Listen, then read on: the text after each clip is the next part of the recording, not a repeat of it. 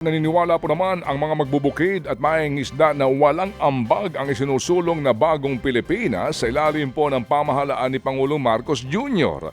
Sabi ho ng Pambansang Lakas ng Kilusang Mamamalakaya ng Pilipinas o Pamalakaya, wala ho naman daw may tutulong ang rebranding na ito ng pamahalaan sa pagpapaganda ng buhay ng mga mangingisda.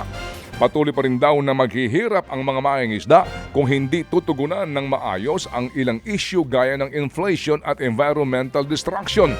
Para ho naman sa kilusang magbubukid ng Pilipinas, kamukha lamang na isinulong noon na bagong Pilipinas ang bagong lipunan na yung nga po isinulong ni Ferdinand Marcos Sr. noong kapanahunan niya. Sabi po ng grupo, hindi raw ito sapat para takpan ang mga problemang hinaharap ng bansa.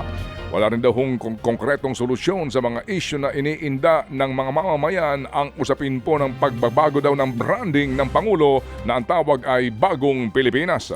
Ted Filon at DJ Chacha ngayon nasa Radyo 5 92.3 News FM Monday to Friday 6 to 10 a.m.